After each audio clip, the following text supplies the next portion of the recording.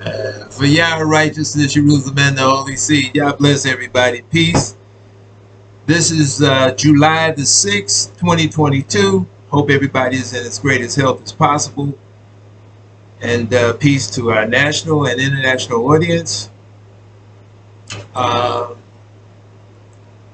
Again, I mean, man, it's so much going on. You know, so many things happening. As I've said in the past, you know, for those of you who've been with Yah righteousness now over the years, you know what the Illuminated Amalekite International Bank and Edomite says, right? Novo Ordo Ko, New World Order by Chaos. And the Illuminated Edomites are creating all kind of chaos throughout the earth. It's not the first time, but it's, I would say it's the most pervasive that they've ever done it because of the social media that you have now. The whole world is in contact with one another through social media. You know, the internet has brought the people of the earth in close proximity to what's going on in other places of the earth, you know, other than just where they live.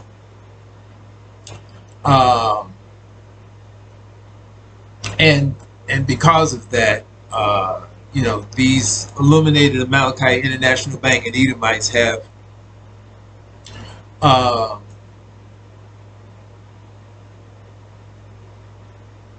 you know, exponentially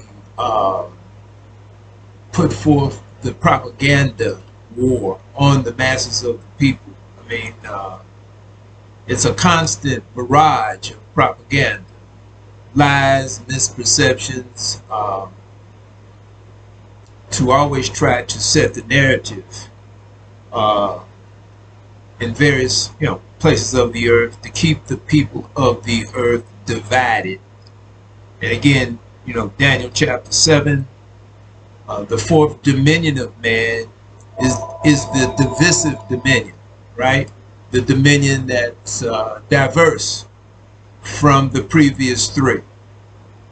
And this is what the Illuminated Amalekite International Bank and Edomites, okay, the ones who have the dominion in the earth, and it's a diversified dominion, as I've said in the past. And again, when I say that, Genesis chapter 27 and Numbers chapter 24, the descendants, or some of the descendants of Amalek, would be first of the nations, and that's your international bankers. And they always are keeping something going to distract the people, you know, keep them in fear, keep them distracted, keep them, you know, uneasy, uncomfortable, in disarray. Okay, that's what they do, and especially now, again, with the social media connection that has brought the people of the earth in close proximity mentally, if not physically. You know, people, and again, that's in harmony with what Yah brought through Daniel in the first vision Daniel got over there, 11:36 to 12:10 Daniel. As I've said in the past, you see in that chapter 12 Daniel, Gabriel dressed in linen standing on the water, and when he was asked, you know, how long was this, you know, the book of remembrance going to be sealed, and how long it would be before all the things that Gabriel had just revealed, you know, Yah through Gabriel revealed to Daniel and to the two angels, you know, per se, not that they might have known it, maybe they didn't, who was standing on each side of the bank of the river. One of the angels asked Gabriel how long it's going to be, you know, till the end of these wonders. And Gabriel told him 4 times, time and a half.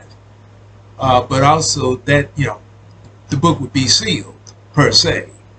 And definitely the visions of, the book itself, and then the book of Daniel, right? And together with the other prophecies dealing with the end time, would not be understood, right, per se, until the time of the end for the descendants of Israel, specifically the descendants of Jerusalem. That's who Yah works through to bring his illumination. And as it says there, verse 7 in chapter 12, Daniel, and when Yah has, and it says he, but that's in reference to Yah. When Yah has accomplished to scatter the power of the holy people, right? All these things would be accomplished or fulfilled. And this is what, people just don't understand. And when I say people, I mean, we know the masses of people they get clues, but they don't recognize the clues. I say it like that because, Yada says, people don't have a clue, and but they get clues, but they can't recognize them even when they get them because they have no light on. And when I listen to the different journalists, the different intellectuals, earlier this morning, listening to Peter Lavelle crosstalk on RT International.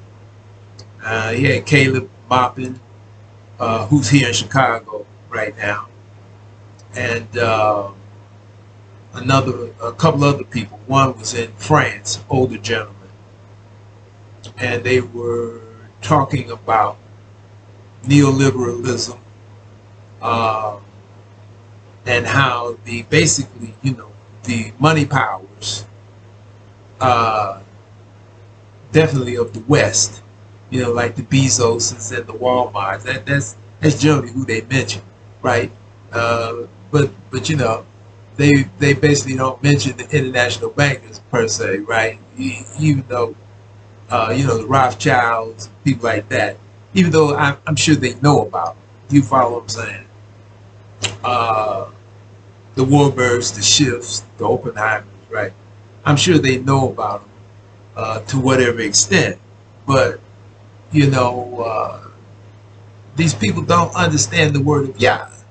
You see what I'm saying? So by not understanding the word of Yah, they have no point of relevance in actually what's going on. I mean, they can see a lot of things that are happening in regards to the so-called neoliberalists, how they say they promulgate liberalism, right? This so-called new liberalism, but they're not really about that. The elitist, the money changers, the people who print the money, okay, who run the World Bank and the IMF, International Mafia Fund or Monetary Fund, right? The BIS, Bank of International Settlements. They fund all of these different oppositional movements to one another: conservatism, socialism, liberalism, neoliberalism, and all of the different supremacist movements. I mean, they're behind them all. You follow what I'm saying? Because they fund them, and because these illuminated Amalekite International Bank and Edomites are very few in number. Okay, because we're only talking about a handful of families, right? A sparse amount to the what is it, like 7.5 to 8 billion people on the earth. They represent, as far as numbers wise, a small fraction of that. You know what I'm saying? Like Yah says in one chapter of Obadiah, right? talking about the Edomites. I've made thee small amongst the heathen, thou art greatly despised. And we know, just like I'm saying now, this morning, you know, Peter Lavelle Crosstalk, or Caleb Mopin, the other two gentlemen, and you know, and it's others who, journalists, talking heads, if you will, who see that the bankers, like Gerald Salente, they see that the bankers are really controlling the governments, right? But in actuality, they don't truly understand who they are, and you know how they have risen to the dominion of the earth. You know, they'll say it's, you know, because they've you know, acquired riches through the centuries. Quite naturally, they had their schemes and plans that they put forth, you know, scheming and scamming on the people of the earth, right? Taking their hard-earned dollars through all kind of different machinations, you know. For instance, you know, just like what, you know, we see with the stocks and the bonds and whatnot, the pension funds, hidden fees, pension funds collapse. Where does the money go? Money doesn't, you know, disappear. It doesn't disintegrate, right? It goes into somebody's pocket. The manipulation of commodities like gold and silver, platinum, copper, you know, aluminum, so on and so forth, right? You know, just like the show that used to be on RT, Boom Bust, and that's what the international bankers, that's what they've caused coming up through time. Boom bust, boom bust. You follow what I'm saying? They get people to go into these different schemes and scams, you know, that they have, you know, conjured up. With people want to get rich quick, or they think a thing is a good investment that they're going to reap, you know, double or triple or quadruple what they put in, and then they pull the rug out from up under them and snatch their money, like we're seeing with the cryptocurrencies. Okay, in the last like month and a half, 2 months. You know what I'm saying? They've I got an article in the stash that I'm going to read later. You know how many people have been wiped out who invested in cryptocurrencies. Okay, but again, when these people were wiped out and lost their money, that money went somewhere. It didn't just disintegrate. You know what I'm saying? It went into someone's pocket. So you know, these purveyors and creators of cryptocurrency, right, who behind the scenes manipulating and whatnot, just like they do with the stocks. And that's, as I've said before, that's all basically cryptocurrency is. It's like an investment, like a stock investment. And many people now have ended up, you know, with nothing. You know, they lost what they put into cryptocurrency because it has fallen greatly, and some of these crypto sites have totally, you know, gone out. But that's the same as stocks, right? Bonds, right? Different money markets and funds, you know, different instruments that they've created, they being the international bankers, to get people to put their money in. And they, you know, manipulate them down and out. And with that, who and whomever put their, you know, hard-earned dollars, savings into these different instruments, they lost. And so, you know, their monies are gone. And this is what that they've been doing, and they're doing it again. They control governments, right, of the earth, because they've got the dominion. But again, it's a diversified dominion.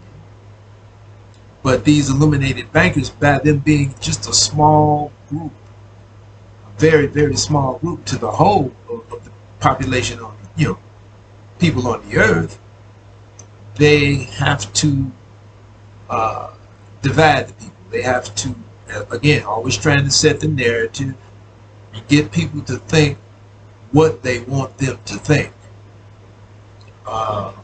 That's why, they've gone to the great extent of shutting down different avenues of information. That's why RT America was shut down. This is why the different podcasts of different journalists, were shut down, taken off social media to the point where you have to go on internet to certain podcasts now, sites, to get these journalists, like your Caleb Moppins, Chris Hedges, Matt Tiabes, Gerald Celentes, different people like this, right? Mitch Firestein, Michael Hudson, Peter Schiff, Lynette Zhang, Daniela Camboni. I mean, it's a plethora of them, right? To where you can go and listen to what's going on economically in reality, what's going on, for instance, like, in other nations of the earth, to get the truth of really what's happening, not the propaganda that's being shoved down our throats on NBC, CBS, ABC, MSNBC, and CNN and whatnot, right? Control mantras that have been set in place by the illuminated Edomite and the Skull and Bone boys who run America from day to day, taking their orders from the illuminated International Bank and Edomite Jews, okay? But it's just so much confusion, as I've said in the past, and such a lack of knowledge of the people. Even when they get clues, the clues fly right by them because they have no point of relevance. They have no light in them. So they can't pick up on the clues even when they're put forth before them. The other day, on Sunday, on In Depth Book Review, they had Professor Carol Anderson on again. For those of you who know what I'm talking about, the Israelite doesn't know she's Israelite, probably heard it but blew it off. She's about, I think, 61, 62 years old, 63, something like that, early 60s. She's written a plethora of books. She's just written one. It's just come out. I can't remember the name of it, but as we, I looked at some of it. Yada had it on Sunday, and it was on like, repeated back to back, and then it was on late Sunday night. I meant to look at it again, but I didn't. I ended up going to sleep. But I basically got the gist of it, and the main reason I'm mentioning it, because in the telephone, interview, or should I say, they were taking telephone calls, right? People with questions and answers, for answers, right? And people putting forth their thoughts on what's going on and whatnot. It was one caller. He sounded like he was an Israelite or so-called quote-unquote African American, and he was, because they were taking calls from Gentiles, Caucasians, Europeans, if you will, too. But this one Israelite, didn't say how old he was. I don't recall him saying, but it sounded like he was maybe 50 or better, right? Maybe better, maybe even 60, but or so. But he put forth that he was so tired, because he's been here for a little while, like I said, but he said he was so tired, he's like, you never get anywhere. He said it's like the same thing over and over and over again. And he said he was like, so exhausted from like hitting his head up against the the wall, right? The stone wall, iron wall. You know what I mean? And he said, you know, it's like, and when he said it, I told y'all, I said, yeah, running on that treadmill and not getting any place, you know, like it's basically put forth in the 51st chapter of Yeremiah, right? They shall weary themselves in the very fire for vanity, and they shall be weary.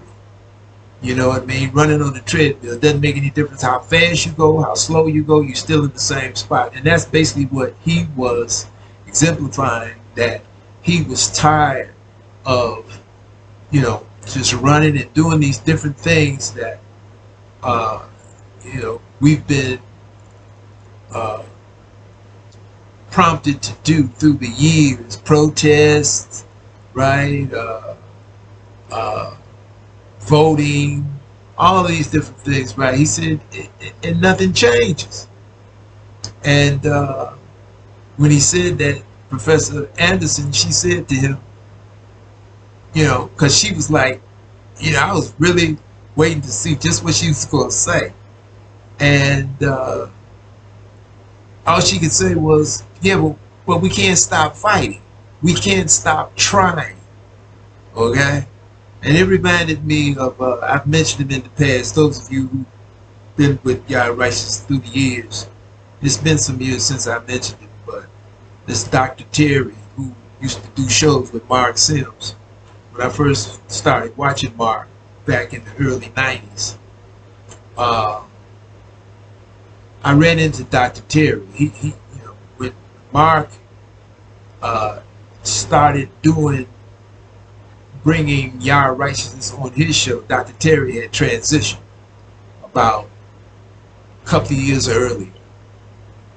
But I ran into Dr. Terry at the bookstore before he transitioned, and we got to talking, and I basically expressed, in a sense, that same sentiment to Dr. Terry, you know, about all of the protests through the years, all of the letters to you know, to the government, all of the different programs that had been established for people of color, African Americans, if you will, Israelites, basically what they are, right? And nothing has changed. Things have gotten, you know, progressively worse. It's like living in a delusion. And when I say that, those of you who have a firm grasp of the book, again, you're acquainted with Yeshaya, Isaiah chapter 66. When Yah says they've chosen their own ways, I'm going to choose their delusions, right? And I've talked about that before, right? People basically are caught, and not only Israelites, okay, but basically the masses of the people of the earth, okay, are caught in the illusion of possibility. But again, when this doctor or professor, and I think she has a doctorate, Dr. Professor Anderson, Carol Anderson, said to him, we have to keep fighting. We can't stop trying. You know, that what who's that, like Einstein, the Edomite Einstein, right, came up with the height of insanity is to keep doing the same thing over and over, expecting a different outcome. And that's what, you know, I see most people, and I do mean most, not only Israelites, but people, period, you know, still doing the same thing and expecting a different outcome. Now, this morning on Democracy Now!, and it's one of the shows that you should watch. Again, July the 6th, Democracy Now! This morning, they were quite naturally talking about what happened, you know, 20 miles outside of Chicago in Highland Park here on the 4th of July, right? And I know many of you, not all of you, heard about that mass shooting that this Gentile, Caucasian, European, from what I can perceive, you know, I don't perceive him as being an Edomite, a Jew. More likely than not, he's a Gentile European. This person did a mass shooting in Highland Park, 20 miles outside of Chicago, where plenty, it's basically nothing happens there, of that nature. We've been there a number of times through the years, but not lately. Not in the last so many years, but we used to go there many times during the summertime for concerts. In this concert area called Ravinia in Highland Park. But it's mostly people who are basically, I'm not going to say everybody there is, without a doubt, is, has a preponderance of capital, income. But they're basically a settled community. A lot of people there have, they're well off economically. But you have some people who are just, all right, okay. They're not maybe what you could call wealthy. But it's basically a quiet suburban area. You never hear of any problems there, any kind of chaos or taking place or anything like that, right? So it was very much out of the norm when this took place on the 4th of July. He shot up a bunch of, they had about 40-something, 50 people. 7 of them at this juncture have transpired. 20 or so, were just slightly wounded and went to the hospital but released to go home. But some are critical and they might transition, but they might not. But they're holding on, stable condition. But again, we see these mass shootings taking place, regularly. And here in Chicago, there's nothing to hear about 4 or 5 or 6 or 7, 8 people or more getting shot, and they said here yesterday and again this morning, it's been over 350, it's like 315 as of this morning, okay, 315 mass shootings here in America. But again, people are being pitted. And again, this is what the Illuminated Edomite, these international bankers, this is what they do, right? By any means necessary. They do it through economical, situations, by manipulating the buying power of the currency, the paper currency that they've given everybody to use instead of gold and silver, like it used to be, well over 100 years ago. People used to use gold and silver, basically that was the mode of, bartering or buying and selling, right? But these international bankers, as you come up into the 20th century, start, really got control of the economies, basically of the earth, and they started giving everybody paper. You know what I'm saying? That they could manipulate and control at will, weaponize, if you will, right? And took gold and silver out of circulation. But as I've said in the past, they had that, again, what Saddam Hussein did in 2000. When he saw that he had been put in the trick bag by America, per se, right? Or the West, right? NATO, even NATO nations, per se, right? But definitely the West, Western Europe and America. And America is basically, the leader of this, as it is the leader of NATO, right? North Atlantic Treaty Organization countries. They weaponized the dollar. And so when he had been put in the trick bag and he saw this, in 2000, and they did this in 90, and then in 2000 he like, okay, I'm not taking the dollar anymore for oil. He was only taking euros, and so that's what precipitated, America, the illuminated international bank and Edomite, okay, that set up America, democracy, democracy, to put upon the nations. As I've said in the past, that's the wine in the cup, right? Yeremiah chapter 25, Jeremiah, Yeremiah, right? Yeremiah, Yeremiah, right? He who creates shall raise, he who creates, right? That's what Yeremiah means.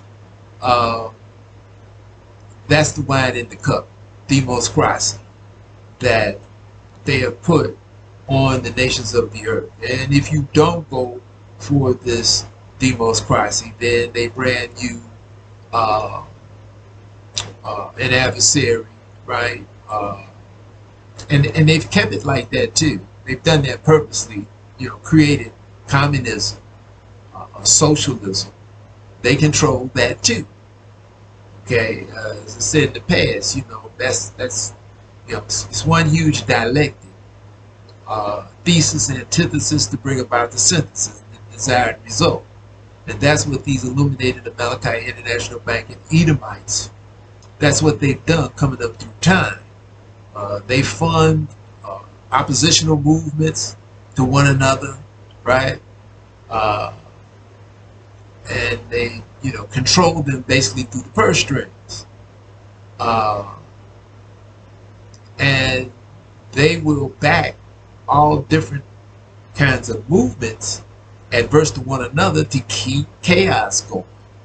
Okay?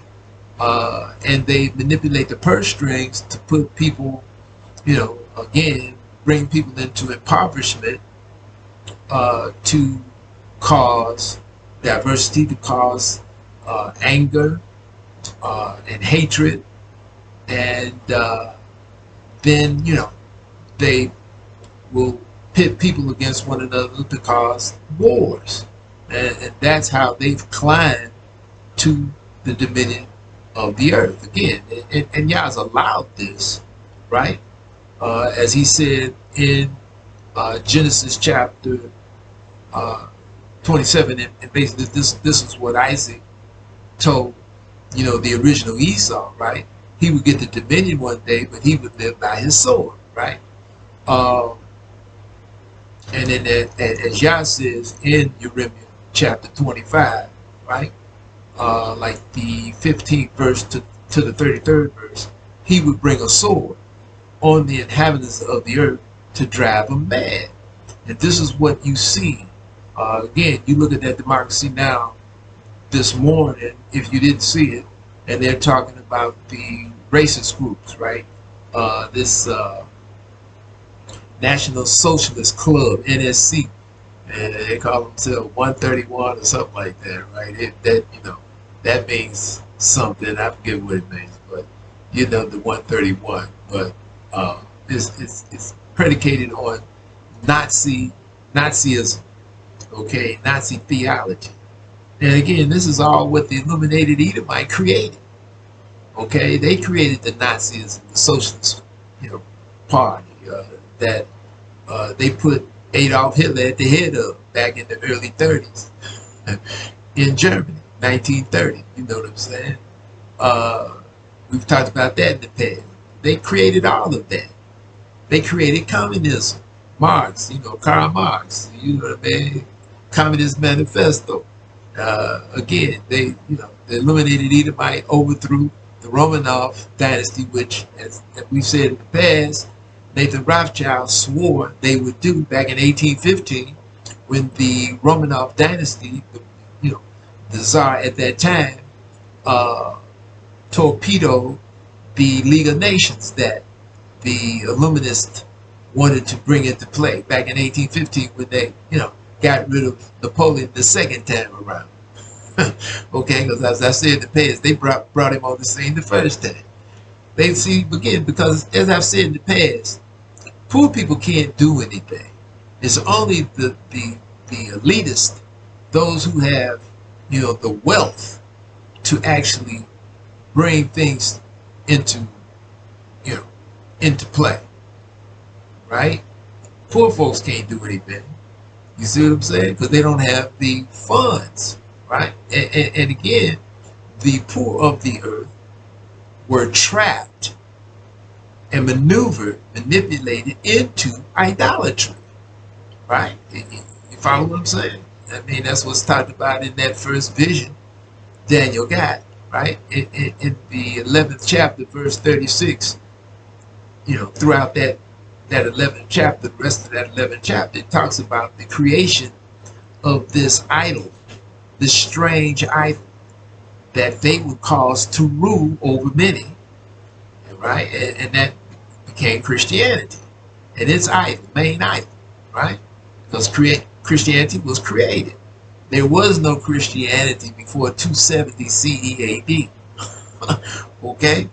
And as we've said in the past, right, they took the attributes from the old Baal religion, you follow me, of the Canaanites and the Chaldean Babylonians and other nations who were into Baal, right? And they took that and put attributes from the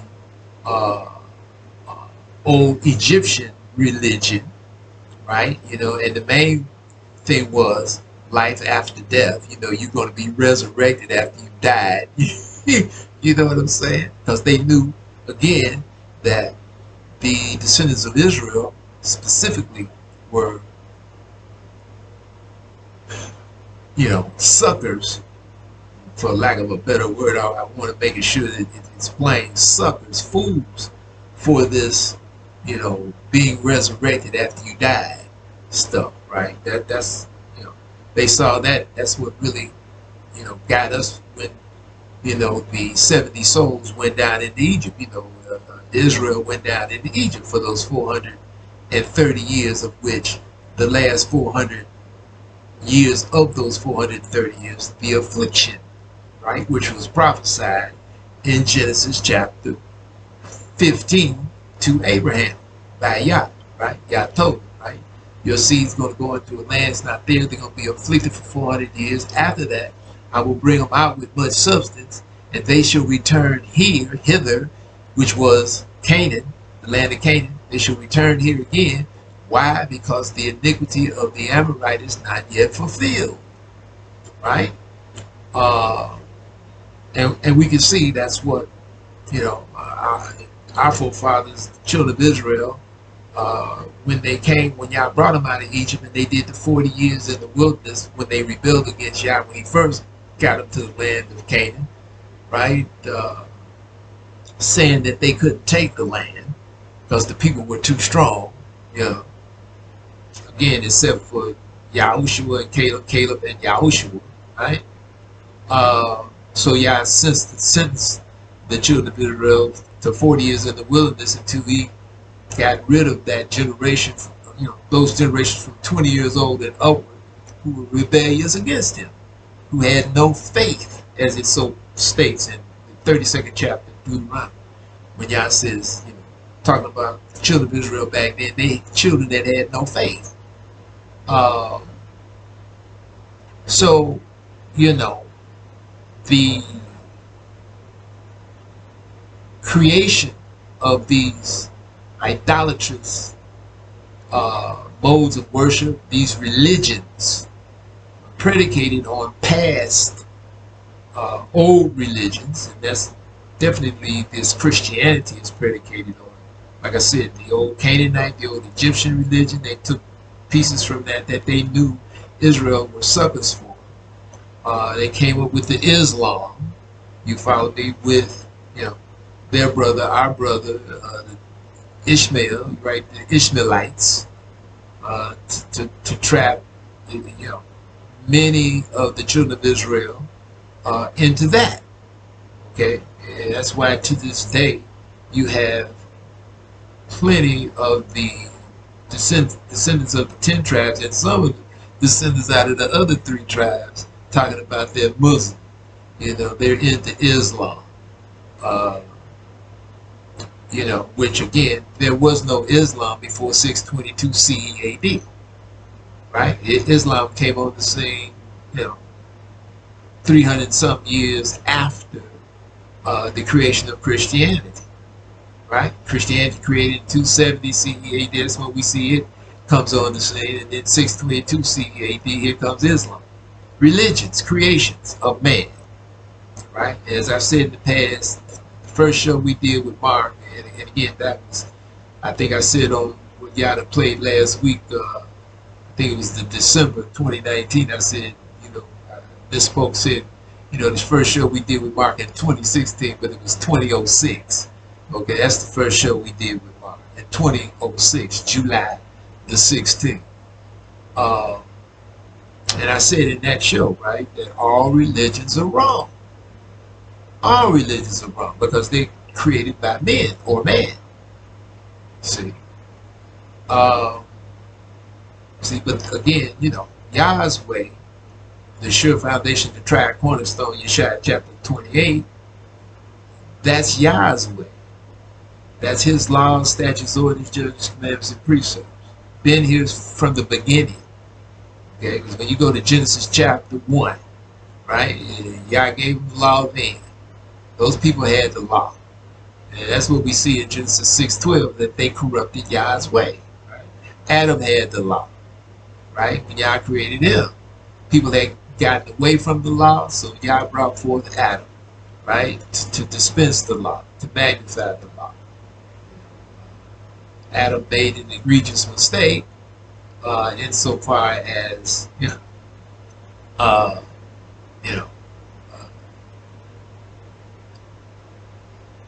dealing with Eve, getting into a sexual relationship with Eve after she had committed an adultery with that man that's called the snake, right? He knew the law. He knew he shouldn't have had intercourse with her again, but he did, and that was his egregious mistake. But again, we being human beings, we make mistakes. But the deal is to acknowledge that, and evidently Adam did and humbled himself. And again, Yah is very merciful, right? But we see from that situation that man had to now bring forth food by the sweat of his brow. He had to, till and harvest, right? Plant, till and harvest, till, plant, and harvest, right? As Yaakov and YHWH have brought to me about initially the earth must have been like a terrarium. Pretty sure I said that right this time. Man didn't have to do any tilling and planting and harvesting. Food grew on its own accord because that was like, the earth was like a terrarium. It would bring forth, right, on its own. But now man has to till, plant, and harvest. And possibly, to keep us with something to do, so our minds don't wander off to do something stupid, right? Like we see so many people have, been put into that situation today, manipulated into that kind of situation by the Illuminists, right? Just like they did when, the Illuminists came up with the pandemic 2.5 years ago, close to it, right? And then they came with, you can't go to work because you'll spread this, this virus, so we're going to send you a check. Put people on welfare, so to speak, like they've done many Israelites and Caucasians here, and more Caucasians than Israelites. Generally, they don't bring that forth, right? Coming up through the 20th century, we give you handouts and cripple you, right? And take the incentive of, actually working, doing things away from you, if possible. And they've done it to many through the years, many. You know what I'm saying? And so that's what they basically, did in 2020, 2021, and put a lot of businesses out of business, and took a lot of people, where it took their jobs from them. where they didn't have any means to make a living. And now, they, which knew they were going to do, they stopped these checks. And now so many businesses have gone out of business and people don't have a job, right? At the same time, these powers that be, their tentacles, part of their tentacles, like these Larry Finks is his name, and Steven Schwarzman, right? Black Rock and Black Stone, huge, mega, multi-billion corporations that are buying real estate up, buying the rental properties, buying the nice homes and homes, period, decent homes, and raising the, not selling the homes again, but renting them with astronomical rents, right? Buying rental properties and raising the rents, okay? Because I just found out here the other week from one of my neighbors that lives across the street, the building south of us across the street was purchased, and the building across the street west of us, because we're on the corner, were purchased by, I was told, New York Realties, right? But I saw the Edomites, I think I mentioned this here the other year, in the community looking at these buildings last year. So they bought them. And when they bought them, I don't know about the building to the west of us, but the building to the south of us, a young lady just told me last week that, she said, yeah, she calls me Mr. Israel. She said, Mr. Israel, it's New York Realtors that own the building now. And that building across the street west of you. I said, oh, really? And then I told her, I said, yeah, I saw these Jews, these Edomites, and I said it just like that. She was like, okay. I said, looking at the building, she said, yeah, well, they're based in New York, these realtors. I said, yeah. I said, because these Jews, these Edomites bought them. And she told me the rent went up from $650 to $900 a month. Okay, and that's $250 more a month. Okay, and that's significant.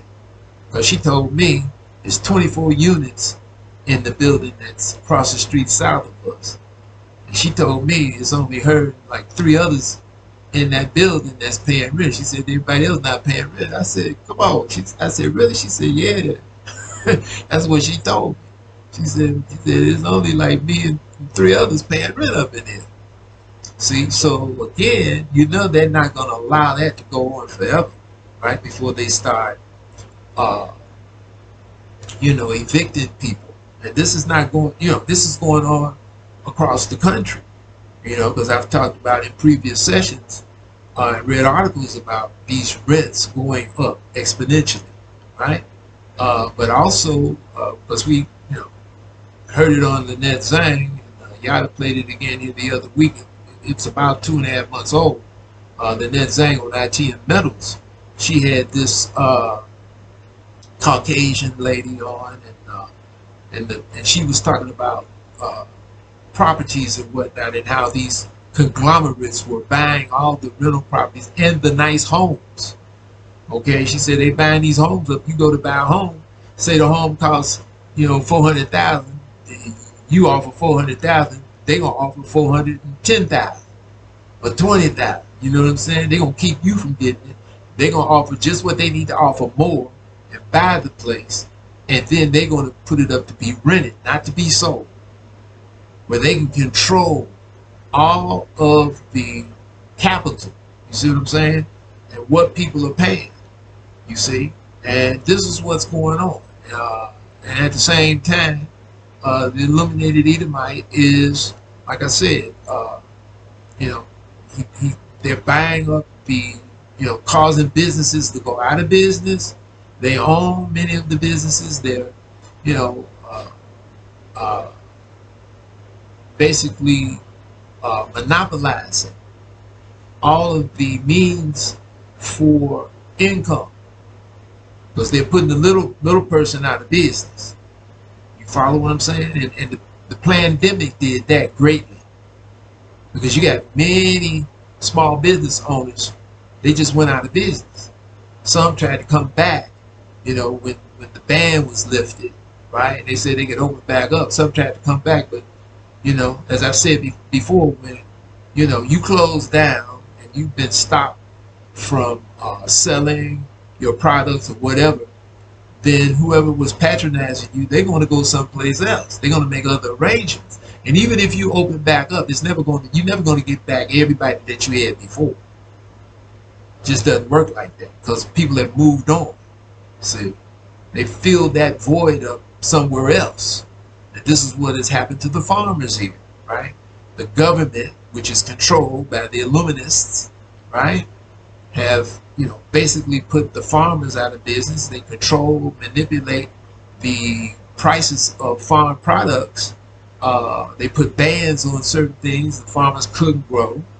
You follow what I'm saying? And now when, you know, farmers can, you know, if they're put back in the position where they can grow this or grow that, the people who they were dealing with have moved on.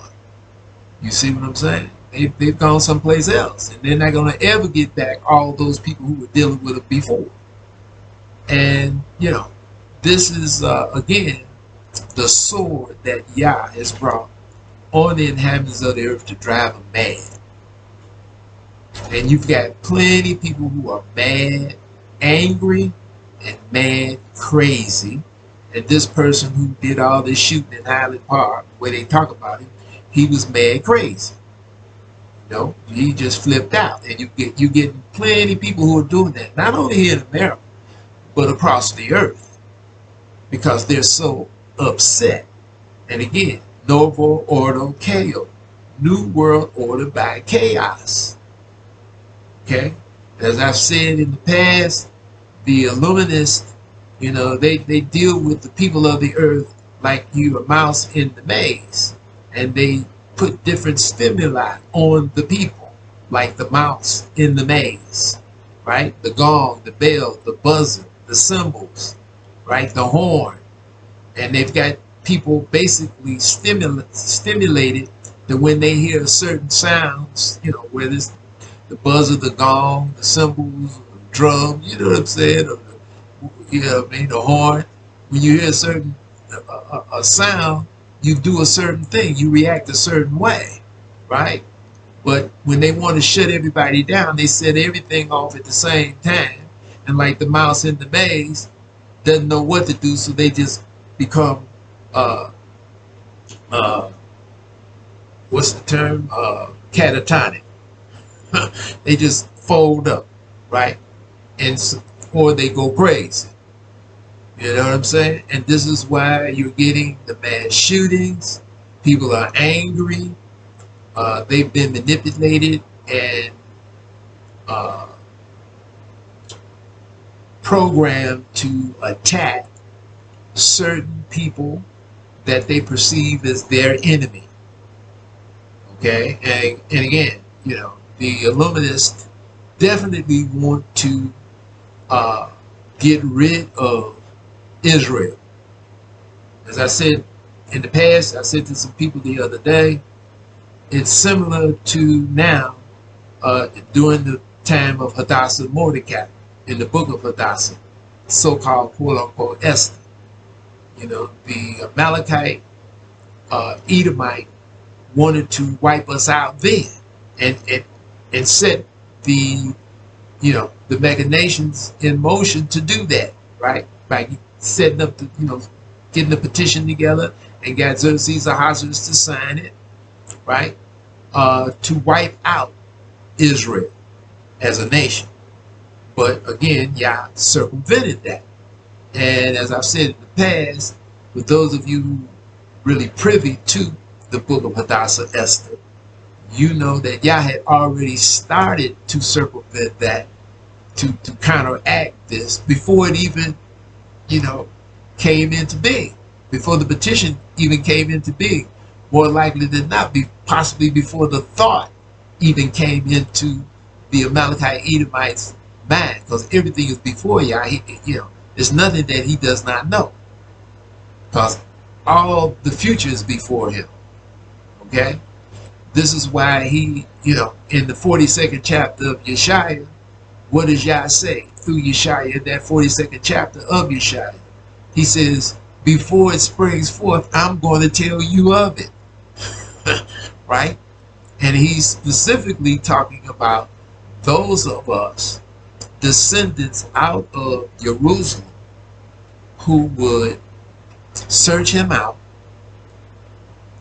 and who would, being roots out of dry ground, who would seek Yah and eventually, and would find him. Because as it says in the 45th chapter of Yeshaya, Yah said not to the seed of Yaakov or Israel, Yisrael, to seek him in vain. Right? So if we seek Yah in some shape, form, or fashion, we will be led to this book of remembrance. Okay? Again, so-called Old Testament, which is holy. Right? Not the New Testament. That's a bunch of garbage. As I said, written by the illuminated Edomite. Okay? But this book of remembrance, right? Malachi 3, 3rd chapter, 15th to the 18th verse. This book of remembrance, Genesis through Malachi, right? It is holy. It's the word of Yah.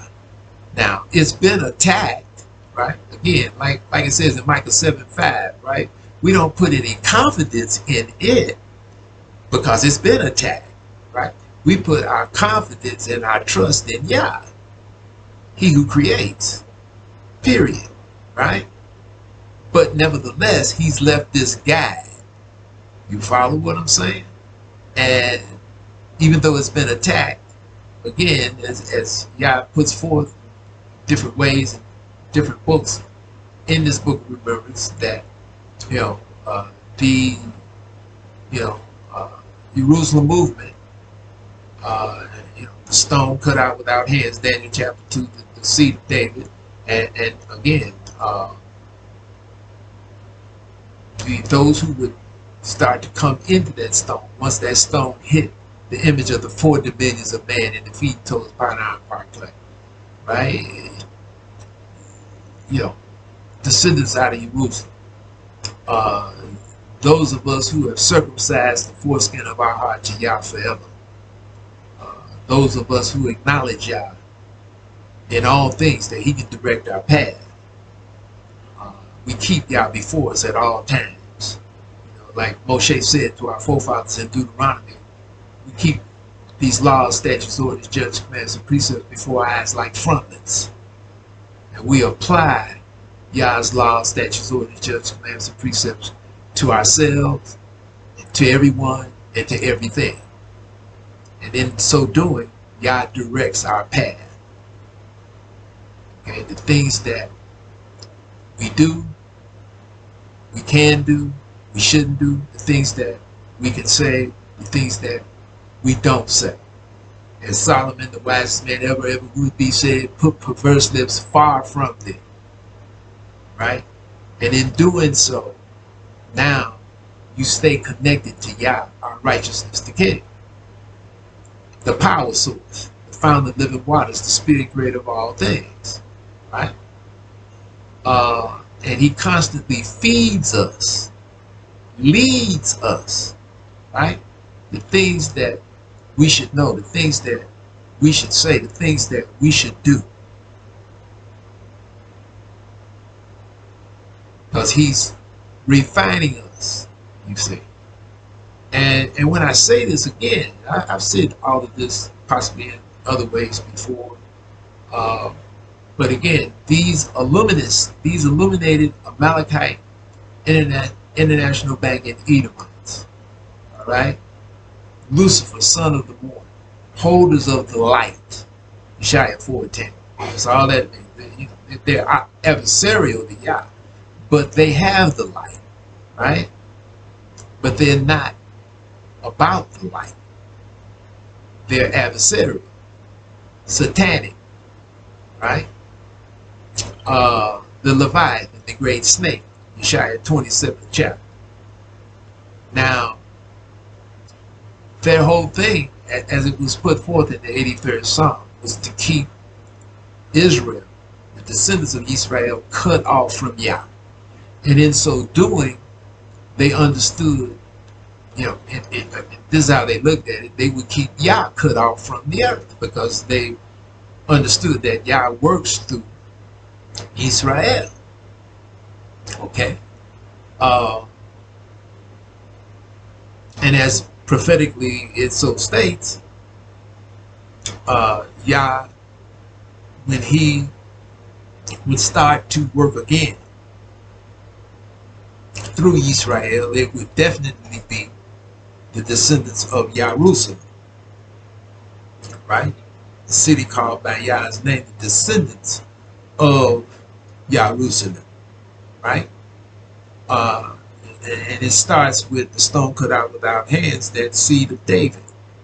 Okay, and again, as I said in the past, David might have 2,000, 3,000, 4,000 male descendants walking this earth today, but it's only one of them that he would work through to establish his government, his movement.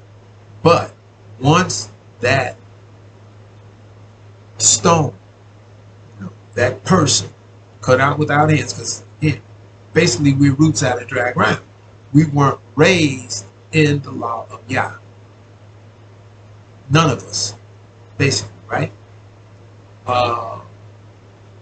And I say it like that because you've got some who, been born and their fathers, mothers knew that they were Israel, but nevertheless they were raised up as Israelites, but still in the New Testament or Judaism, right? The Talmud, some other garbage that the Illuminists, right, have conjured up and put forth, like Josephus, Antiquities, Edomite, right? The Apocrypha, the Illuminists wrote that, right? Because again, they knew at some point, right, that the word of Yah would come to pass. But as it so states in Yeshaya chapter 47, they got so involved in attacking the people of the earth, all the different nations and peoples of the earth, right? The sheep, as they call them in the protocols, that they were so absorbed in rising to the dominion of the earth that they forgot the latter end. Okay, they forgot what Yah said was going to happen in the last days of the four dominions of man, when the world got down into the feet and toes, part iron, part clay. Right? But again, when they saw William Crowley started teaching in New York City, the Edomite capital of America, right? Their stronghold, right? The financial capital of the earth at that time. And up until here recently, right? William Crowley started teaching We Were Israel in 1896. They saw that. And that's when they knew now the seal had come off the book. So now they started to remember what y'all told them, was going to happen in the latter days, the last day. And again, as it says in Daniel chapter 2, when they would start to mingle seed, right? And when we fast forward from the latter part of the 19th century all the way up to today, 2022, we see all kind of nonsense going on. Mingling of the seeds, right? Human beings, foods, right? Chromosomes, male and female human beings, switching them and causing all this transgender garbage and nonsense, LGBTQIAs. I mean, they've been mingling foodstuffs, right? Mingling different animals, like I said, way back, right? I don't think there were any mules during the time of, our forefathers in the book, right? When the actual book of remembrance was written. I don't think they had done any mingling of animals per se then, but probably wasn't too long after that, right? That's how you got the mule, right?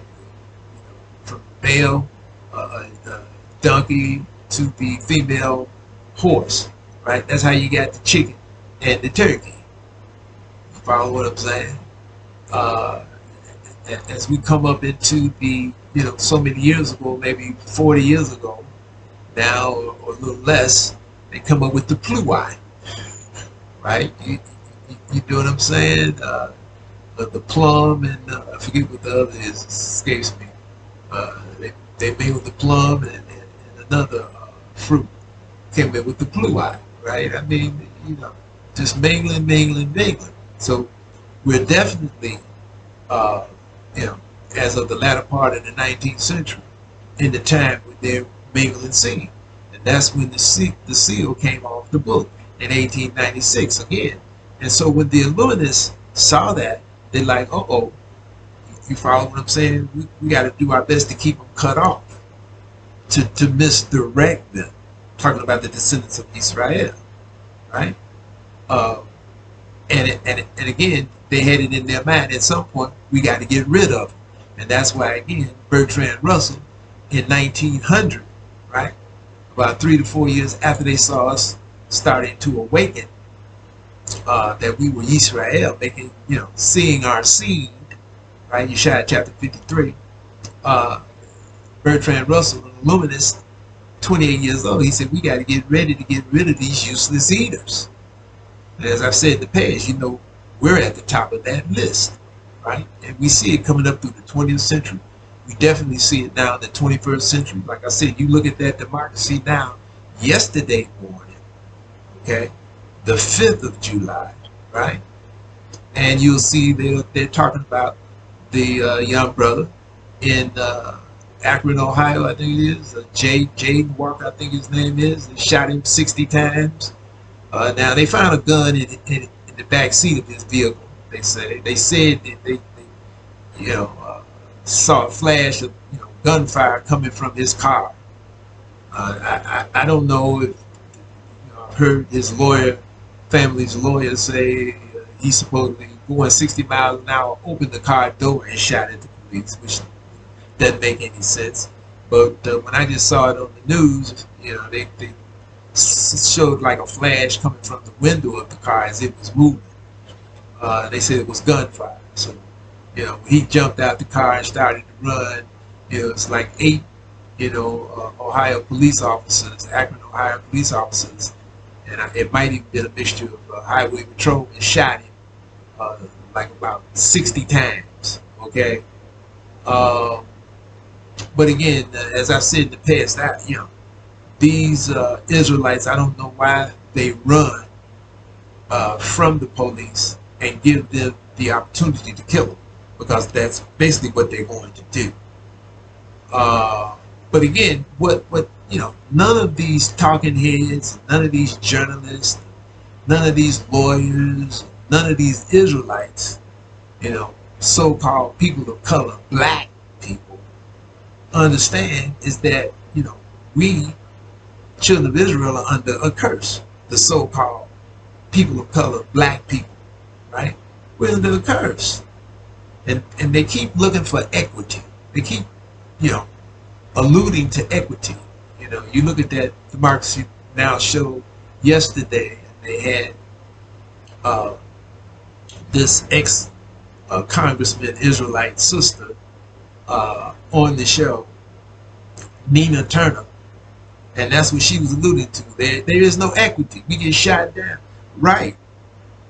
And again, as we pointed out in the past, you go to the 59th chapter of Yeshaya, Israel's not going to get any equity. We see the same thing happening with our brothers and sisters, the descendants of Yisrael, so-called Palestinians, who think they're Arabs, because that's the label that the Illuminists put on the descendants of Ishmael, together with, the Ishmaelite brothers, right?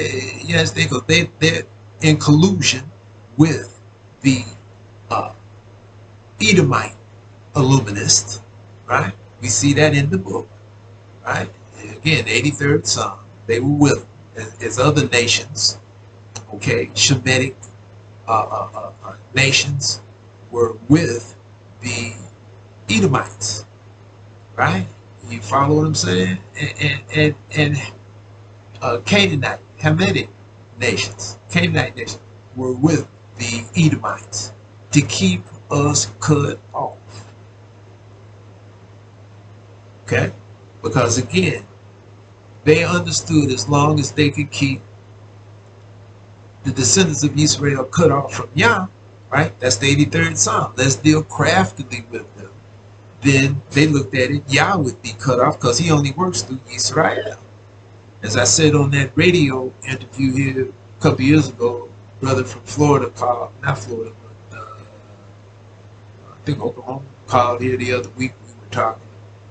And he said him and about 8 others, they were listening to that interview. Because they also listened to the breakdown that we did of the book of Daniel. And he was telling me how, they were very much enlightened by that breakdown of the book of Daniel. But he also mentioned about that radio interview, the debate I had with that person. I can't remember what his name was, but he was advocating the New Testament, which is, like I said, is garbage. But as I said in that debate with him, that he didn't want to see, and he didn't see, he didn't want to see. He probably saw it, but didn't want to see it. But the point being is, Yah is he only works through the descendants of Israel. It's only one person that we see in this book of remembrance, so-called Old Testament, that Yah brought prophecy through that wasn't the descendant of Israel, and that was Balaam, the son of Beor. And the only reason that happened is because Balak, the king of Moab, sent his emissaries to him because he wanted, Balaam to curse Israel, right? The descendants of Israel, and Yah, wouldn't allow it. So he brought prophecies through Balaam. But just like it says in Deuteronomy 18th chapter, Yah only works through Yisrael. As he told Moshe, I'm going to raise up one like unto thee, right? One of thy brethren, which means got to be a descendant of Yisrael. And we've had female prophets too. We know this, right? Of Yisrael. Yah brings his word through the descendants of Israel. Period. You see. The Luminists know this. This is why they, again, the 83rd Psalm, they've done their best to keep us cut off. But again, here we are today. We fast forward up into today, and they know that the movement of the Most High is here, right? You see it over my right shoulder. They know it's here. They saw it when it first popped up. You follow me? They know that's the vehicle that Yah works through to bring illumination, his word, right? As it says prophetically, we were to gather out the stones. We were to set up the waymarks. We were to remove the stumbling blocks out of the way of the people. Not only Israel, but the people of the world. Because the law of Yah is for everybody. It's not just for Israel. It's for all the people of the earth. Okay? Because again, in keeping the law of your Creator, your days shall be multiplied. Your days shall be prolonged. Which again, as I said in the past, automatically means at some point you're going to transition. Okay? But as Solomon says in the book of Ecclesiastes, why should you die before your time? You know what I mean? Why should you hurry up your death? Why should you die, without actually having matured in righteousness? Because as Yah tells us in, and again, why should you die prematurely? When Yah tells us in the 65th chapter of Yeshaya that those of us today who turn to Yah with all our heart and all our soul and become totally submissive and committed to obey his laws, statutes, orders, judgments, commands, and precepts, right, our days will be like the days of a tree. And again, in Yeshaya 6, chapter 6, he equates, us to those trees being oak and teal trees. And as I said in the past, when you look up an oak and teal tree, right, the life expectancy of an oak and teal tree is 400 to 800 years. Don't we see that's how long people were living at the beginning, back in Genesis, before, they became so corrupted and so recalcitrant and stubborn and egotistical and prideful, right? And, where they refuse to hear their Creator's words, the law of their Creator. You understand that Yah Lord and put the ceiling on the lifespan is 120 years. But he's going to take that ceiling off for those of us who return to him with all our heart and all our soul, and obey his laws, statutes, orders, judgments, commandments, and precepts, who circumcise the foreskin of our heart to Yah forever. Whether you Israelite, Hamite, Shemite, Yaphite, right? And possibly even the Edomites. Just won't be the Amalekite Edomites.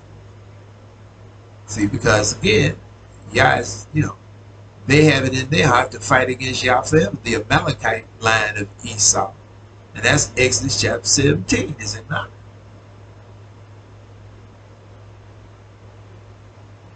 And how inane is that?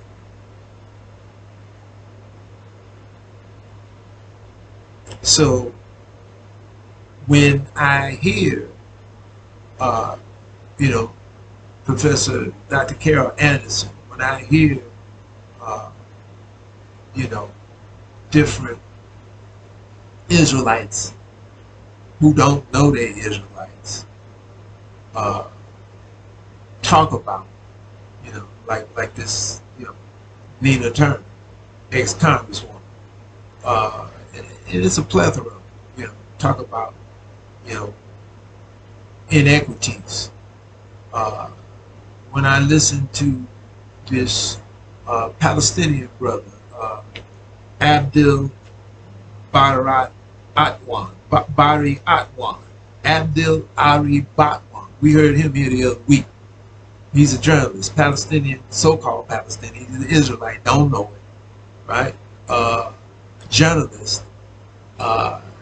We saw him interviewed on the George Galloway podcast, and he was talking about how the powers that be, the Illuminists, have shut him down. He's over there in London. Now he's a journalist, but he used to have a thing on RT, but he said even RT has, won't let him do anything. And that was revealing, okay? Because he also talked about, and I've considered this in the past, and I might have touched on it, but not, I don't think to a great extent. But, it's been in my mind, the Russians are backing Bashir Assad, Syria. They're backing Iran. Iran has advisors in Syria. Russians have advisors in Syria. Now, I've said in the past that, I looked at the Russians aiding and abetting Bashir Assad, Syria, right? And fighting against the Edomites over there, that are in the land, what's called Israel today. Because the Edomites, the Israelis, Jews, the Edomites, right? They're not Israel. They're not Israel, right? The robbers of our people, as it so states, in this book of remembrance, claiming to be us and not us, They are bombing Syria, been bombing them for about the last 6, 7, 8 years, right? Took possession of the Golan Heights from the Syrians. But again, this is the extension of the Illuminists, and they're hooked with America, again, which the Illuminists control America, being controlled. Man, what? Well over a century and a half, basically. When I say how they pit people against one another, that's what we see with the Civil War. That's what they did then, right? To get control of America. Again, Abraham Lincoln being the descendant of the house of Rothschild, you follow what I'm saying? He didn't take his orders. That's why they killed him. Because he stopped. He was putting up an obstacle to them, taking control of America back then. We see John F. Kennedy. He threw up an obstacle to the Illuminists, right? When his thing was to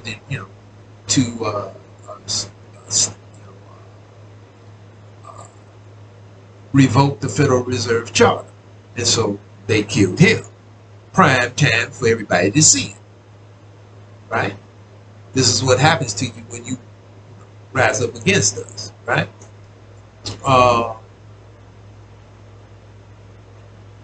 But again, they create divisiveness to get control. And that's what they did with the Civil War here in America, okay? Because this, again, is the great experiment. This is the where they established democracy. We've talked about that in the past. Again, Yeshaya chapter 5. Zechariah chapter 5, right? The ephah, right? The basket. And they've, this is the wine in the cup again, right? Jeremiah chapter 25. And they passed that cup around, democracy, right? To the nations. Liberalism. Now, some of these journalists today, they call it neoliberalism. But as Solomon said, ain't nothing new about the sun. Same old game. You follow me? They were talking about this morning, how these so-called liberalists, the Bezoses and whatnot, but they really not liberalists at all. They really, they would say socialists, but they really fascists. Okay? They act like they liberal, but they really not. Okay? But their thing is to divide and conquer. You see? And because they want to control, total control. And so they're attacking the descendants of Israel. They're attacking the people of the earth now. And it hasn't just started, but it's moved into another level. And it's not really them that's actually moving it to that level. It's really Yah that's doing it. As he said in the 42nd chapter, Yah said, I'm going to stir up jealousy like a man of war. And that's what we see. We see the nations of the earth now. As I said in the past so many years back, right? Said not real long ago. These nations are not afraid of America anymore because they're jealous. Why? Because they're like, you're not going to keep taking our natural resources and using it to your benefit. We want to reap the benefits of our natural resources. So now they're rising up, and it hasn't just started, right? But it's reached another phase because now, right, the way it looks is that the Illuminists are fragmented. Again, you reap what you sow. Now, when I mentioned this Adwan, so-called Palestinian, when he was on Galloway, he talked about how, the things that he was writing about. He started to write about how Russia was supposed to be back in Syria, supposed to be back in Iran, right?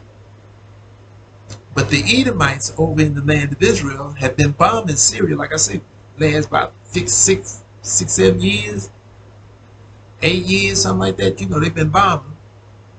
And he said that the Russians coordinate the Edomites bombing of Syria, okay, with the Edomites. More likely than not, this is why they took him off RT. Because he talked about that on George Galloway's show. Okay? And he said he couldn't understand it. You know, why would Russians be coordinating the Edomite bombings, you know, of the Israelis on Syria? With the Edomites, when they're supposed to be backing Bashir Assad, Syria. Now, he didn't understand, but as I said before, the illuminated Edomite, right? They got, you know, they got their hands in these nations. Again, I just said it earlier, right? And I've said it in the past. The illuminated Edomite took over Russia, 1960, when they got rid of the Romanov dynasty, which again is put forth in the protocol of the learned elders of Zion. I read them in these protocols in the past. We got to get rid of these monarchies because they're the last line of defense between us and the sheep. And the people of the earth are the sheep in the eyes of the Illuminists. Because the Illuminists are illuminated. They know the word of Yah, right? They knew what was going to happen before it happened. That's why I've said in the past about Back to the Future 2, the movie that Steven Spielberg, the Edomite, George Lucas, they put forth. See, because they Edomites, they understood Back to the Future 2, right? Biff in Back to the Future 2 is the Illuminati boy. Got a hold of the Book of Remembrance. Like I said in the past, back there, you know, when they came with the Greeks, with Alexander, 331 or 330, you know, 2 maybe, you know what I mean, 329 BC, they got a hold of the Book of Remembrance that had been put together, right, about 80, 90 years earlier during the time of the Nehemiah, Nehemiah, right? Malachi, chapter 3, 15 to the 18th verse. Nehemiah was the governor, made that way by Artaxerxes, right? And when Artaxerxes transitioned in 424 BCE, Nehemiah comes back. He comes back with the book of Daniel and the book of Hadassah, Esther.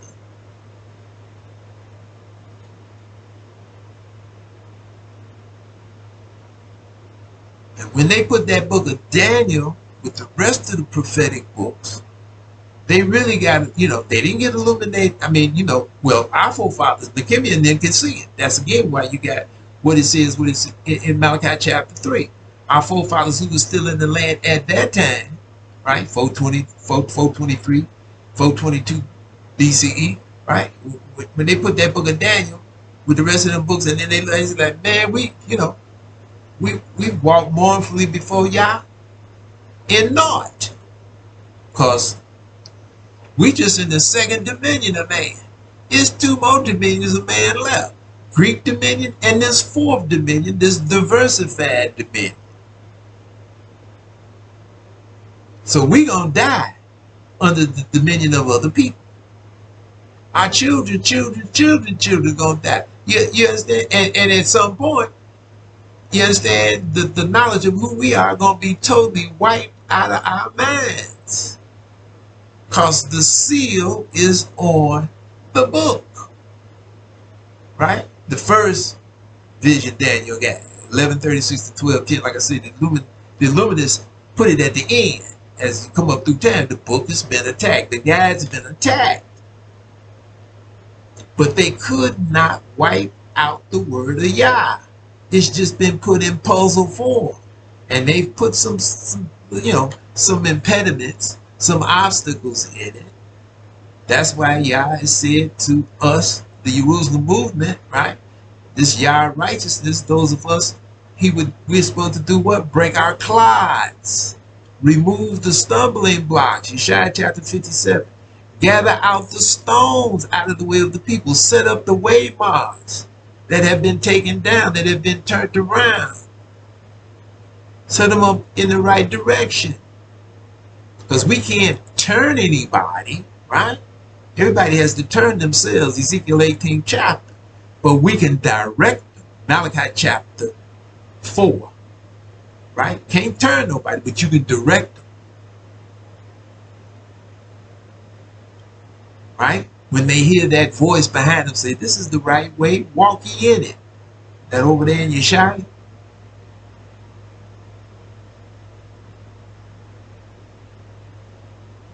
But we can direct them to where to get the refreshment, the water, the light.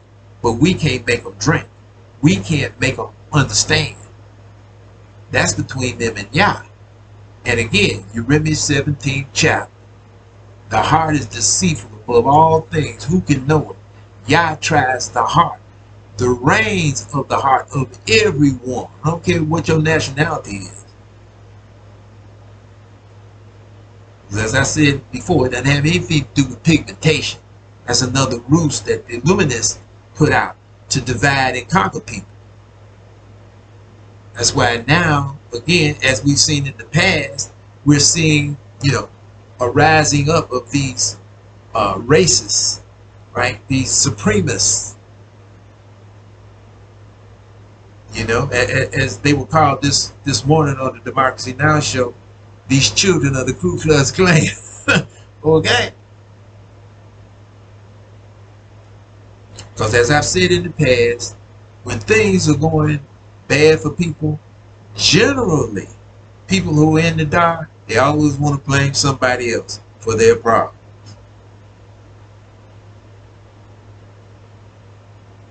When in fact, if they want to know the reason for their problems, they should find the nearest mirror. But the average person never wants it to be them. They want it to be somebody else's fault. I've seen this time and time and time again. To this day. Because people are so recalcitrant. People are so stiff-necked, egotistical, and arrogant. People are so just stubborn and prideful. Right? They don't want to admit when they are wrong. When they've made a mistake. So they want to blame it on someone else. The Illuminists understand that. They've taken that. That's how they keep people divided. The pale people, they tell them, it's the black people the reason why you in this, you don't have a job or this is going on. You follow me? They tell the so-called black people, right, that it's the pale people the reason why this is happening to you. Divide and conquer. Right? They'll tell the poor people it's the rich people. Follow what I'm saying? They'll tell the rich people it's the poor. You know what I'm saying? They keep all this nonsense going. Back and forth, back and forth, back and forth. Divisiveness. Don't we see that in Daniel 7? The fourth dimension is going to be diverse from the previous three. And that's the Illuminists, because they're such a small group of people, right? And again, the Illuminists are even smaller still, because they're just a small number of the Edomite nation.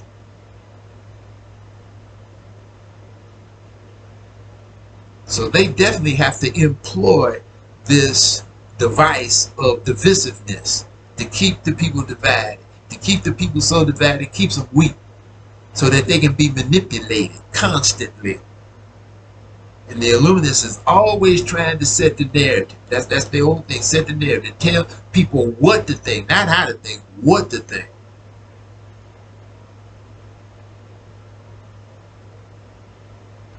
But again, this is why Yah said in the one chapter of YHWH, right?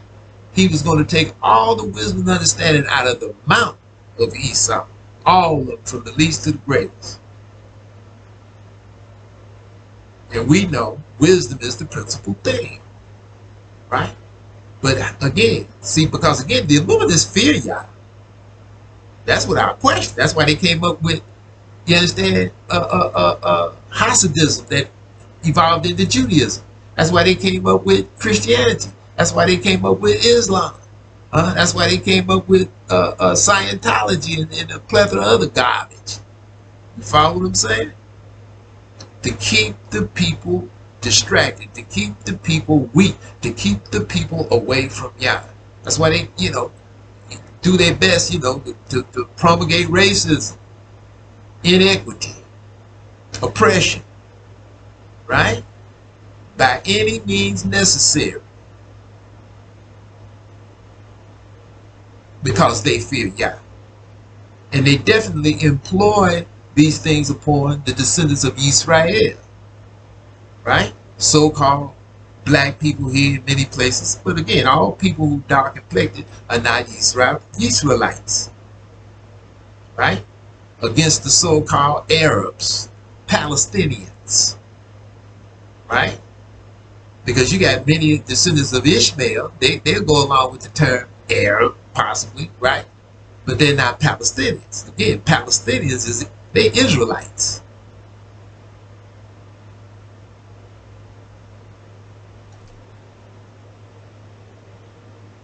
The Illuminists know this.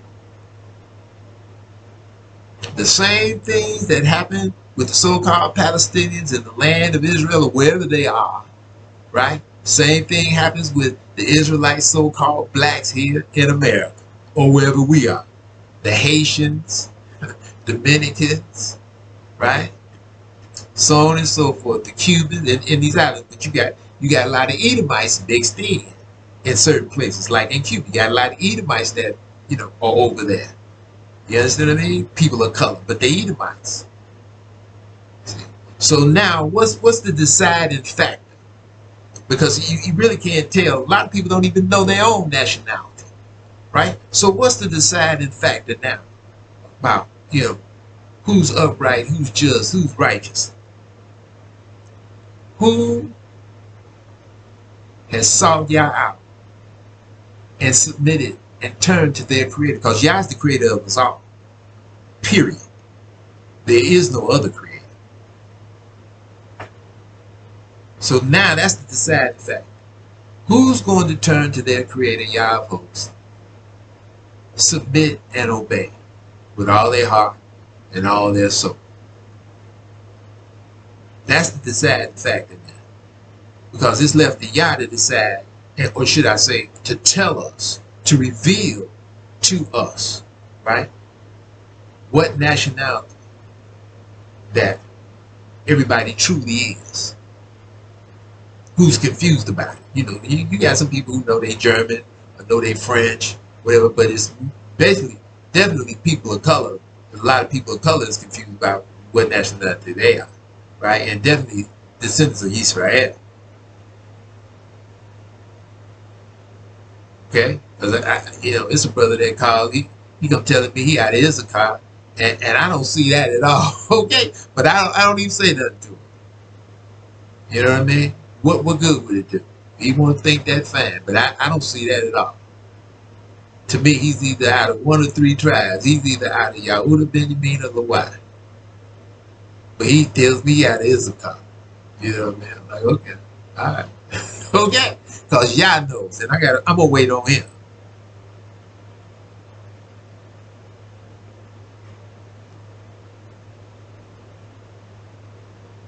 But this is what the Illuminists are doing. They've been doing it. Okay, and now they're crazier than crazy. Okay, because Yah is taking all the wisdom and understanding out of it. Follow what I'm saying? All they know how to do is what they've been doing through the centuries. This stuff is old. You follow me? Again, they keep perpetrating the same old nonsense. And those of us who are illuminated with, the statutes, laws, ordinances, judgments, commands, and precepts of Yah our righteousness to King, Yah is allowing us to see it.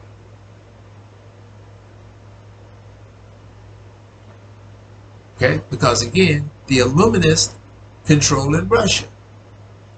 You know, basically that's why the Russians coordinate when the Edomites gonna come over there and bomb Syria. They coordinated with the Russians, because the main thing that the Illuminists, okay, because like I said, you got a group of families. They got the dominion, but it's a diversified dominion. They over in Russia, they over in Germany, they over in England. You follow what I'm saying? They in France, they in Sweden, they in Denmark, they in Belgium, they in Turkey. You know what I'm saying? They got the dominion. It might be one family running maybe 3 or 4 of them countries I just mentioned. Another family running 2 or 3 or 4 and them other countries. You understand what I'm saying? But the deal is, the main thing that they are all in agreement, because they look like they fragment, because you get recompense, right? They've been putting divisiveness on everyone coming up through time. That's how they've risen to the dominion, even though it's a diversified dominion. Now they got to get recompense. So now they're being fragmented. They're disagreeing on different things. But the one thing that they do agree on is to keep Yah from being established in Jerusalem. That's what they don't want. That's why I can see the Russians coordinate with the Edomites when the Edomites come over and bomb Syria. See, because again, they back in Syria. Why? Because they've got the primary oil, natural gas concession in Western Europe. Well, they know the other Edomite that runs America, Britain, or like the France, you follow what I'm saying? And the land, you understand? They want to, you know, bring the pipeline for natural gas and oil up through Syria and come around and compete with them. So they don't want that. You see what I'm saying? But the main thing, that's why they, you know, back Syria. You follow me? But and back it around. But the main thing they don't want, none of them want, is for Yah to get established in Jerusalem. You see what I'm saying? So they all kind of like in league with the Edomites in the land. Because that's why they was put there, the Edomites in the land, to block the return of Yah righteousness.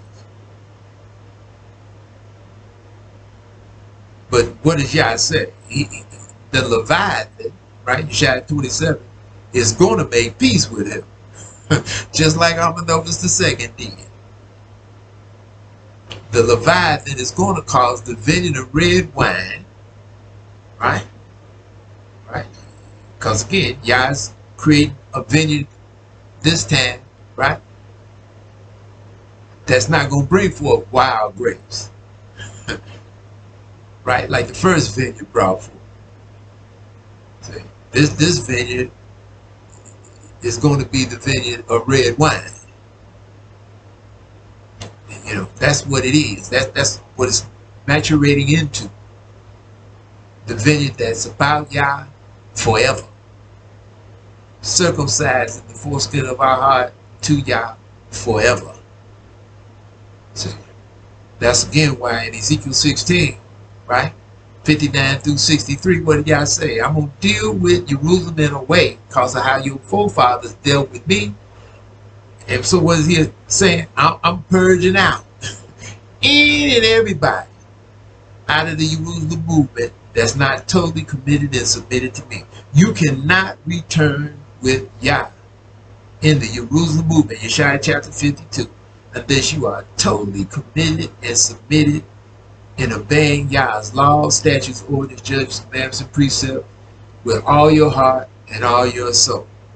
Unless your heart is circumcised in the foreskin of your heart to Yah forever, you're not coming back with Yah in the Jerusalem movement. When he returns at his anointing and consecration in the sight of everybody on the earth, again, Yeshaya 61st chapter, where he causes righteousness and praise to spring forth before all the nations.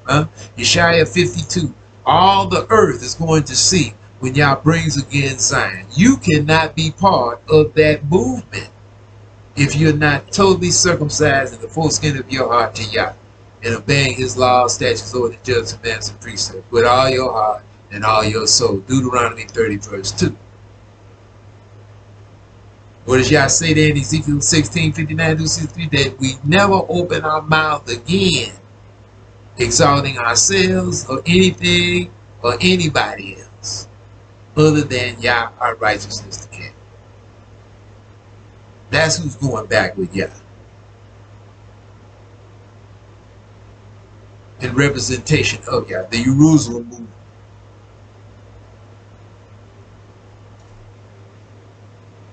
And it's just that simple. So again, you've got this small group of illuminated Amalekite international banking Edomites, okay, who are fostering all of this divisiveness, right? Attacking the masses, the people of the earth, stripping them of their hard-earned, monies by any means possible. They're trying to impoverish the people of the earth because they want to get rid of people, and specifically they want to get rid of Israel, right? But they want to get rid of plenty of people today because they got machines, huh? They got machines. They don't need people anymore. What they need them for? See?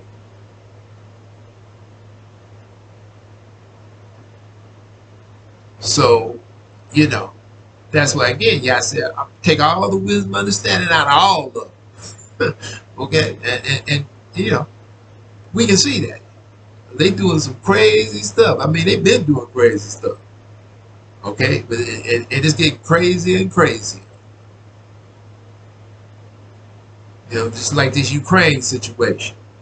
I mean, it's totally, but again, it's to bring people, pit people against one another, to cause chaos, divisiveness.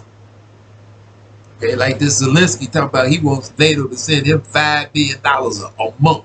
And here you got people here in America, and not even talking about the rest of the NATO nations, England, France, you understand what I'm saying? What one of the NATO countries, Sweden, Denmark, whatever. You understand what I mean? Maybe one of them is not in it, but right. But you got these NATO countries, and you got starving people in these countries. Germany's in bad shape and getting worse every day.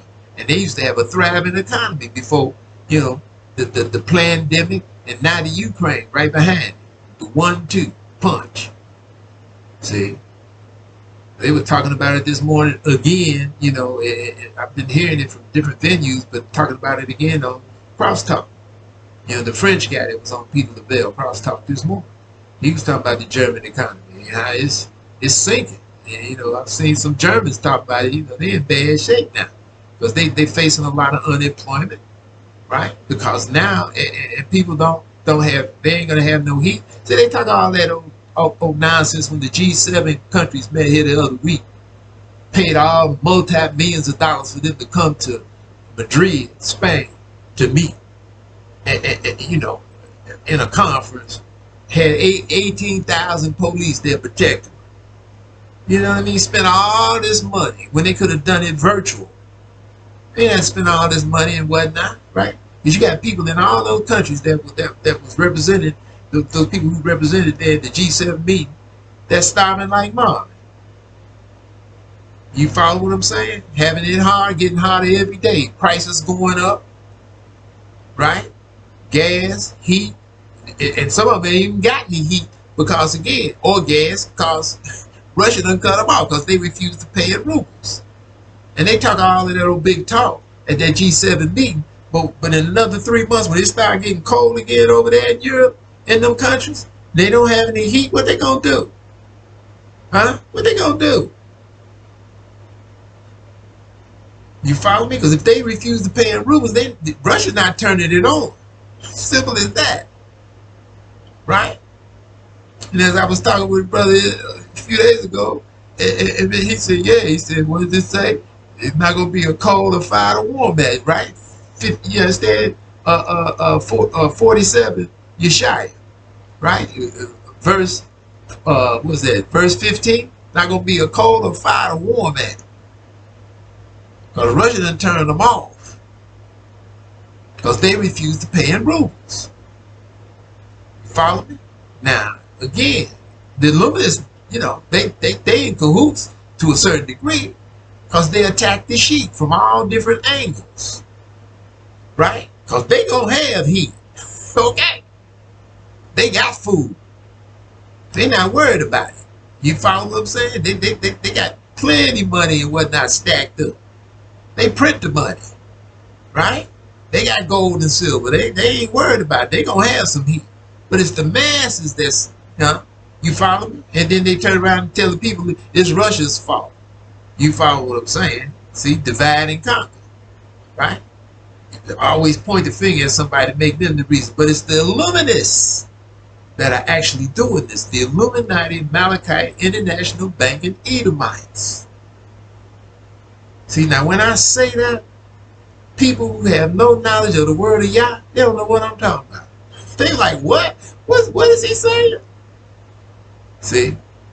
And in their mind, it's easy to blow me off what I'm saying because they have no knowledge of it. See, but that's where the pride and the ego, you follow me? The recalcitrance comes into these people. But they have no light. They have no knowledge of the word of Yah, their creator. I don't care what their nationality is.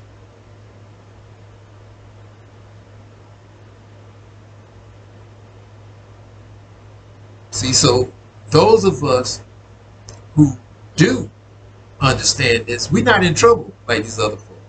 Because you know what we know and what we understand in our heart, that Yah is our strength and shield. As he so tells us in, this book of remembrance, Yeshaya chapter 42, Yeshaya chapter 41, definitely in Yeshaya, he gonna hold our hand. He gonna, when there is no water, he gonna give us water. When it is no heat, he gonna provide heat for us. When there is no food, he gonna provide food for us. I don't care who you are or where you are on the face of this earth.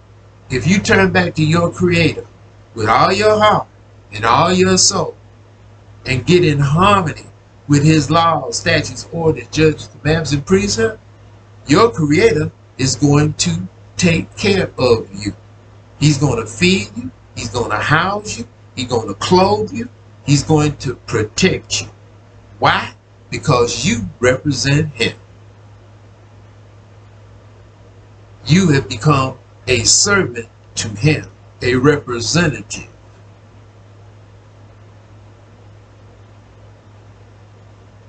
That he works through to magnify him by his holy name and his way. So that's the deciding factor. Who out there across the face of this earth, I don't care what your pigmentation is, I don't care what your nationality is, who out there is going to turn to Yah righteousness the King, their creator, submit and obey, circumcise the foreskin of their heart to Yah our righteousness the King, and embrace his laws, statutes, ordinances, judgments, commandments, and precepts with all their heart and all their soul. Who's going to do that? That's the deciding factor. For you Israelites out there, don't even try to figure out what tribe you from. Okay? That don't matter right now. What matters is get in harmony with Yah, our righteousness, the King, his laws, statutes, orders, judgments, commandments, and precepts. That's what matters. I got brother talking about the language all the time. How can we understand the book if we don't have a language? I didn't talk to him before about that, as I've talked to all of you. Y'all knew, what his servant, what language his servants was going to be speaking. I That's why in Yeshaya chapter 28, right? He knew that the movement would be established in the midst of her. Yeshaya chapter 52, the daughter of Babylon. Where is Illinois? Isn't it in the midst of her, the daughter of Babylon? Huh? Yeshaya 47, Jeremiah 50:51, the daughter of Babylon. Isn't it in the midst of her? Isn't that what Yah said? He would bring his movement out of the midst of her. He knew we going to be speaking English. Everything is before Yah. That's why in Yeshaya 28, what did he say? Going to speak to the descendants of Ephraim in another tongue. And when it says Ephraim, that's not just the descendants of Ephraim. That's the 10 tribes. When the Jerusalem movement is brought back, Ezekiel 16, and set in the midst of its sisters, the descendants out of Yehudah Benjamin that dwell at his right hand, going all the way down it to Dimona, Arad, Mitzpeh, right? The sister that dwells at his left hand, West Bank, so-called Palestinians, right? That were called different times in Yah's word, Samaria, Ephraim, Israel, Yisrael, the 10 tribes. Because there's going to be many of them there when the Jerusalem movement is brought back. Because again, before the Jerusalem movement is brought back, the Edomites that's in the land, the Israelis, the Jews, the Edomites, they've got to be run out into their land, all of a sudden run out into their land south of the Dead Sea and judged, made like the burnings of wine. Yeshaya chapter 33, Yeshaya chapter 34, talks about it in the 35th chapter as well. And Yeshaya chapter 34, Yah tell you what he gonna do to the land of Seir Basra, right? He's gonna make it like burning pitch. He said that at the destruction of the Edomites, when he drives them down in there, out of the land of Israel, down into their land and burns them up, the smoke is going to go up from the land of Seir Basra, Edomia, from generation to generation.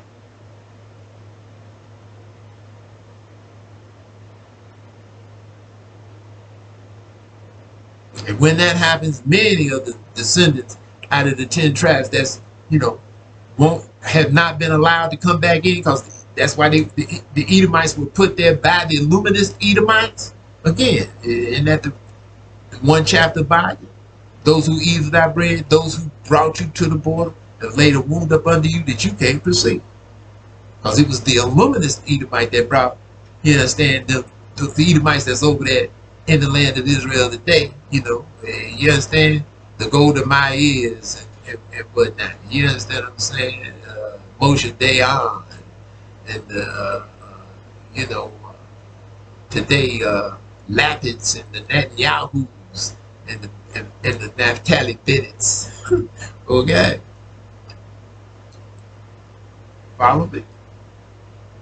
Theodore Herzl, that's what they brought back, the Zionist movement, to put them there. You understand? And this is Israel, not them over there in America talk about their Israel. Okay? See? Lies and more lies and deception. Always trying to set the narrative. That's the luminous Edomite. Keep people, you understand, from being able to discern. That's why now they shutting down different media sources. They shut down RT America, shut down Al Jazeera. You follow me? You still got RT International, right? They put out all this propaganda, you understand, constantly on the airwaves. You follow me? When you get these situations, mass shootings, they love that, because now they can promulgate that. They can talk about that about the next 3, 4, 5 days, 6 days, a week. They're the ones through their ammunition factories that put all the guns out here with the ammunition, for the guns to shoot. They own the munitions factories, right? I think I said on the last session, you got about, 350, 60 million people here in America, but you got over 400 million 400 million guns. Right? Got over 400 million weapons of destruction here. And they talk about some kind of gun law. That horse is out the barn. Not gonna never get that horse back in the barn again. Okay? We had a boy shot up here on the corner, half a block away here. 2 Fridays ago, last month, 3 Fridays ago. One of these Israelite rappers, 31 years old, 5:30 in the morning, woke me up. Y'all was already up. Shot him 13 times. It was 23 shots all together. One was a rifle, one was a handgun. And I heard it. I mean, you know, it was live. Killed him right up here on the court.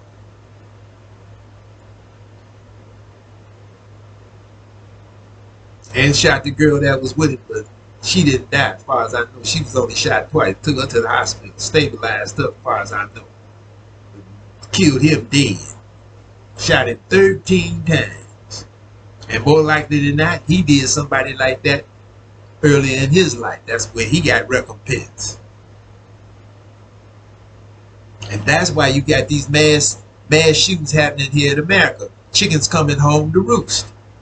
Malcolm said it years ago when Kennedy got killed. Chickens coming home to roost.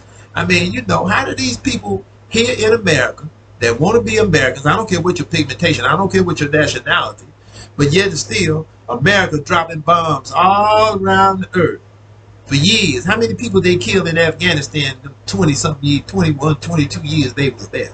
How many people they killed in Iraq and they still there in Iraq? How many people they killed in Syria? How many American bombs has been dropped by the Saudis on the Yemenis, people in Yemen, over the last like 6, 7, 8 years?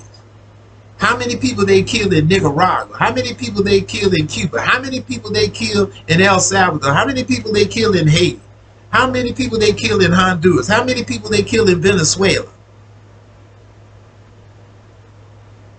How many people the Illuminists killed in the Civil War? They started that. Divide and conquer. You get these bombs dropped on people in various places of the earth. Libya, right? I mean, we go on and on and on, right? And made in the USA. So what makes the people here that, you understand, work in these factories, you follow me, that live here in America and call themselves an American, right? Love America, right? With their barbecues and 4th of July blowing up firecrackers and barbecues, and Juneteenth, a bunch of firecrackers now for that garbage. They want to be Americans, right? But yet and still, when you get the shootings in Buffalo, right? Pardon me, they all upset. They say it's a racist, you understand? We Americans. Well, if you're American, then you got to get what America got coming.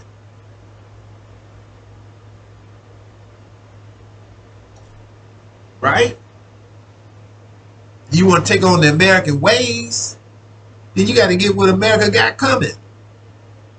Chickens coming home to roost. When you look at that democracy now this morning, you're going to see this brother Charles Burrell. These supremacists attacked him. These NSC boys, Nazi Socialist Club, with their khakis and brown shirts and, you know, beige caps. Right? But when he got attacked, what day was it? Saturday, the Sabbath day. He out. You follow me? He an artist. Boston, Massachusetts. They say these racists go all across the country in different cities and towns, raising up more like them. Children of the Ku Klux Klan, as the boy called them this morning on Democracy Now! Now, who's funding that? Where they get the money to travel to different cities to raise up these, you understand, these racist, supremacist type people who think, Caucasians, Europeans, Gentiles. Where do you get the money to do that? Who's providing the money for them to do that? Because these some poor Caucasians, more likely than not.